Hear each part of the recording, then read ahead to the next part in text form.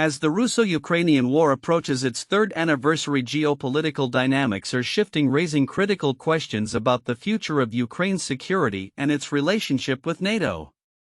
In a recent commentary featured in War on the Rocks, analysts Jennifer Kavanagh and Christopher McCallion argue that while NATO membership for Ukraine is still a desired goal for Kyiv, the concept of armed neutrality may emerge as the least problematic option for all parties involved, especially given the current complexities of the conflict. Ukraine's military is increasingly strained, grappling with manpower shortages and the looming threat of reduced Western support.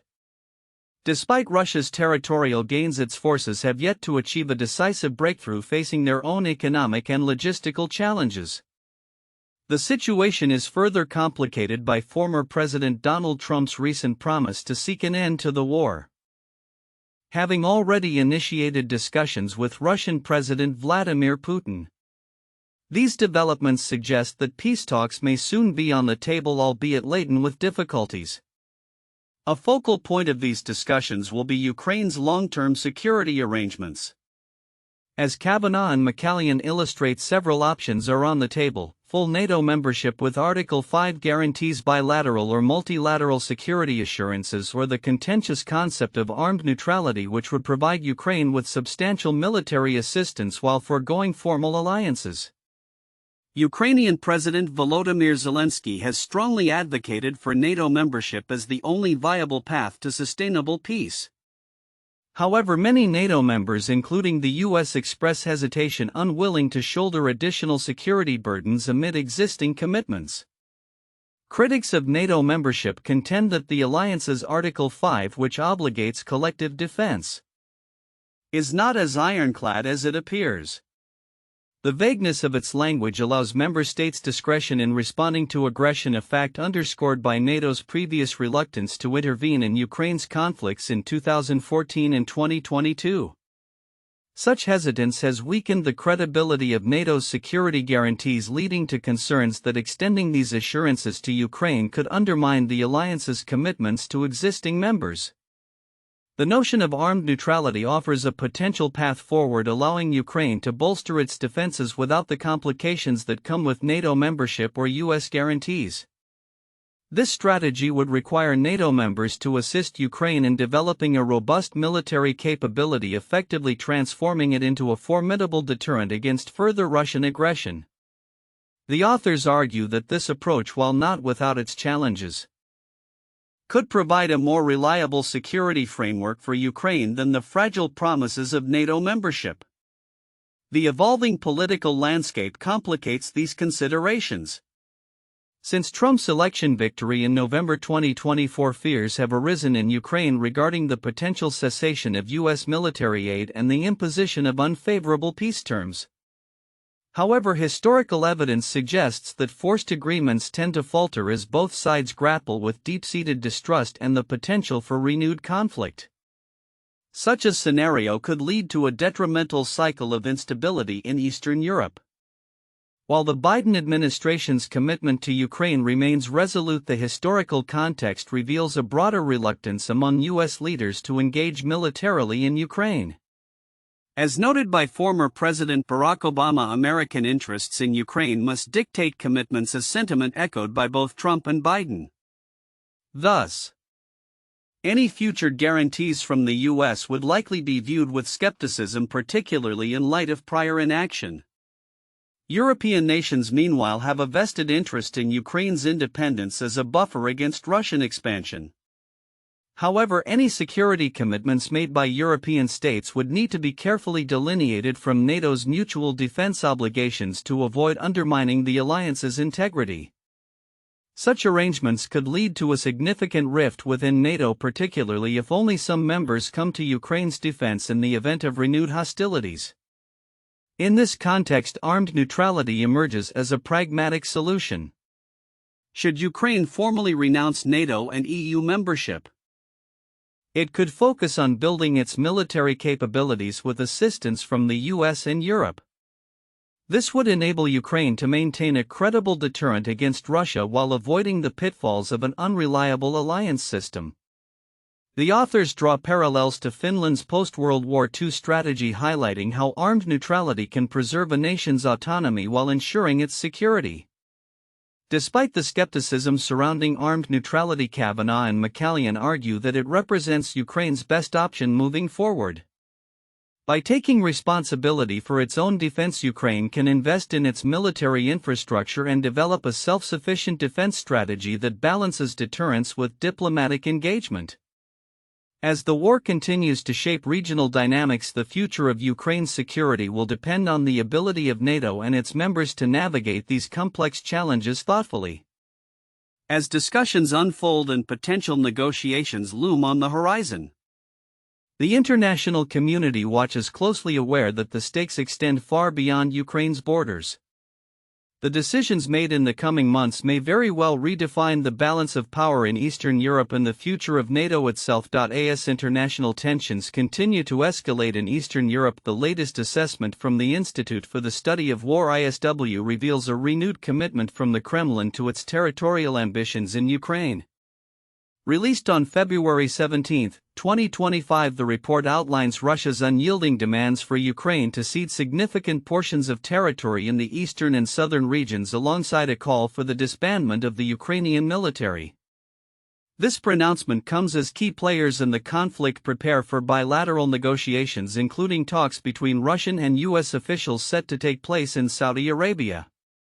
Russian permanent representative to the United Nations Vasily Nebenzia emphasized during a UN Security Council meeting that Ukraine has irrevocably lost Crimea and parts of the Donetsk and Luhansk regions, further asserting that peace negotiations should correct the territorial situation.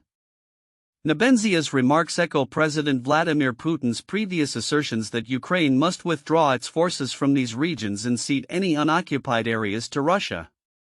In the backdrop of the Munich Security Conference, U.S. officials have countered this narrative, with Special Presidential Envoy Keith Kellogg asserting that Russia must make territorial concessions in any future discussions. The Kremlin's strategy appears to include a concerted effort to delegitimize the Ukrainian government, particularly ahead of the U.S.-Russia talks. Nebenzia's insistence that Ukraine must hold elections prior to any peace agreement serves to undermine the current administration in Kyiv, further complicating the landscape for potential negotiations. Lavrov and Nebenzia have both dismissed any European involvement in these discussions, painting European nations as aggressive adversaries blinded by Russophobia. This rhetoric likely aims to create a divide between the US and its European allies, casting doubt on their ability to broker a viable peace deal. As these geopolitical maneuvers unfold, Ukrainian forces remain active in their offensive operations. Reports indicate successful drone strikes against critical Russian energy facilities, including the Ilsky oil refinery, which supplies fuel to Russian military units.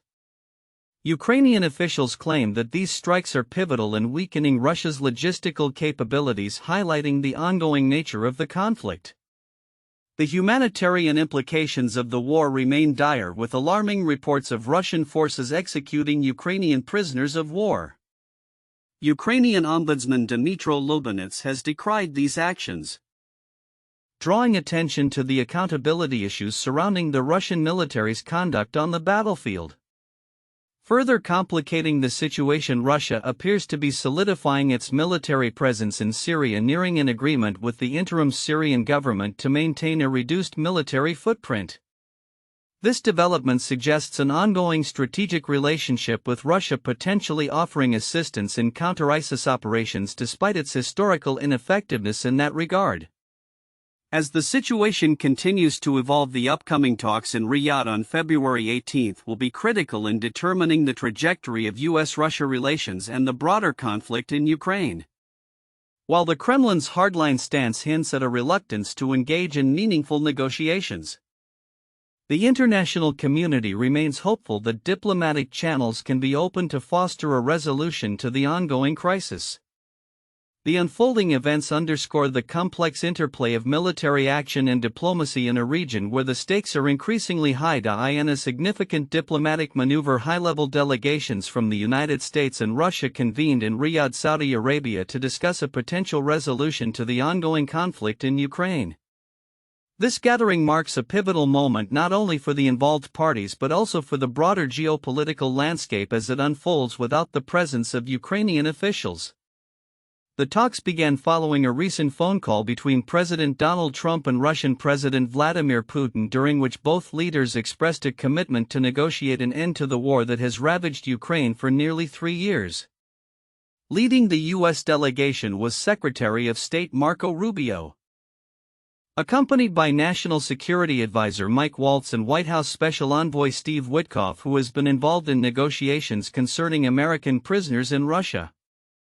On the Russian side, Foreign Minister Sergei Lavrov took the lead, supported by Kremlin advisor Yuri Ushakov.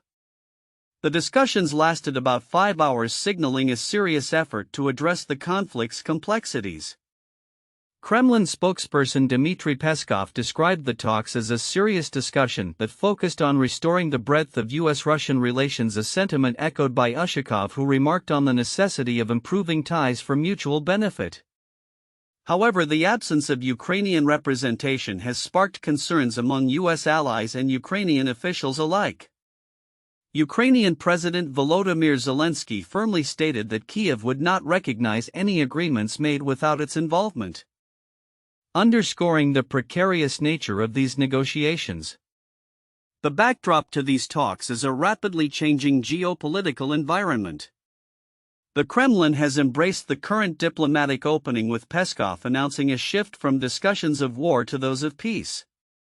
Yet Lavrov has made it clear that Russia will not entertain the idea of returning annexed territories to Ukraine, framing the issue as one of ethnic safety for Russian speakers in those regions. This stance reveals Moscow's unwillingness to compromise on fundamental territorial disputes, complicating the path to peace.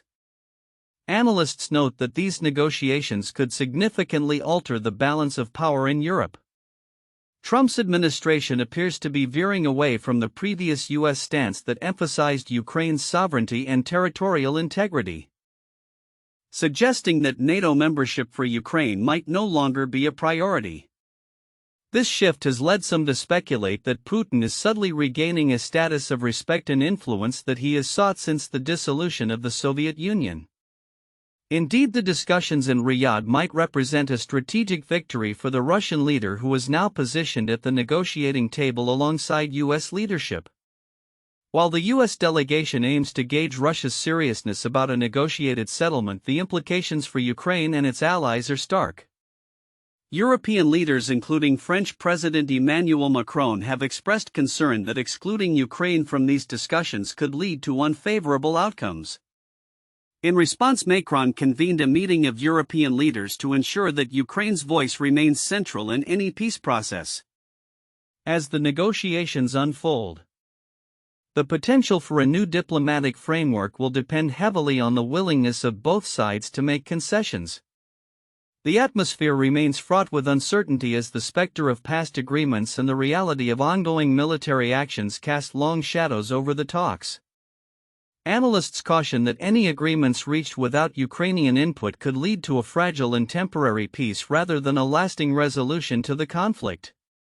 Looking forward, the outcomes of the Riyadh discussions could reshape not only U.S.-Russia relations but also the broader dynamics of security in Europe. Whether these negotiations will yield a durable peace or merely a pause in hostilities remains to be seen, but one thing is certain: the road ahead will require careful navigation of complex historical grievances and national interests. As the world watches, the unfolding events will undoubtedly influence the future of diplomacy and conflict resolution in the region. Ukrainian President Volodymyr Zelensky's recent visit to the United Arab Emirates (UAE) marks a significant moment in the ongoing dialogue surrounding the protracted war in Ukraine. Arriving in Abu Dhabi on February 17, 2025, Zelensky met with UAE President Sheikh Mohammed bin Zayed Al Nahyan, engaging in discussions that underscore the UAE's vital role as a potential mediator in the conflict. The backdrop of these talks coincides with an increasing momentum for peace negotiations, especially following U.S. President Donald Trump's recent announcement of upcoming discussions with Russian President Vladimir Putin in Saudi Arabia. The UAE has emerged as a pivotal player in the geopolitical landscape, particularly with its history of facilitating prisoner exchanges between Ukraine and Russia. The meeting between Zelensky and Sheikh Mohammed was characterized by optimistic undertones, as both leaders discussed various aspects of bilateral relations focusing on economic partnerships and humanitarian efforts. Zelensky articulated his administration's priority of repatriating Ukrainian citizens held captive and fostering investments that could bolster both nations' economies. In an official statement, Zelensky's office highlighted the intention to liberalize trade, stating, "Our top priority is bringing even more of our people home from captivity." The significance of the visit was further amplified by Zelensky's participation in the UAE's International Defense Exhibition and Conference, where Ukraine showcased its military capabilities amid ongoing conflicts. Ukrainian Foreign Minister Andriy Sybiha emphasized the importance of demonstrating that Ukraine is not merely a victim of war but a defender of European security. "It is very important to show that Ukraine is not a victim of the war," Sybiha said, reflecting a sentiment of resilience and strength amidst adversity. Meanwhile, the diplomatic landscape is shifting rapidly. Trump has suggested that Zelensky will be involved in the negotiations with Putin, although specific details remain sparse. In a recent statement, Trump mentioned that he believes Putin is eager for a deal, indicating a potential thaw in relations that have been icy since Russia's invasion of Ukraine. The prospect of direct U.S.-Russia talks, however, has raised concerns among European leaders who feel sidelined. The exclusion of Ukraine from these discussions has been particularly contentious, with Zelensky's government voicing its disapproval of being left out of critical negotiations impacting its sovereignty. As the situation evolves, U.S. Secretary of State Marco Rubio, leading a delegation to Saudi Arabia for talks with Russian officials, emphasized the necessity of including European partners in future discussions. The goal is to bring an end to this conflict in a way that's fair, enduring, sustainable and acceptable to all parties involved, Rubio stated, hinting at the complex concessions that will be required from all sides to reach a resolution. The dynamics of the conflict are also illustrated by the ongoing influx of Russian capital into Dubai's real estate market, highlighting the duality of the UAE's diplomatic relationships. While it fosters ties with Ukraine, it simultaneously maintains robust economic connections with Russia. This complicated interplay of interests further complicates the landscape of peace negotiations.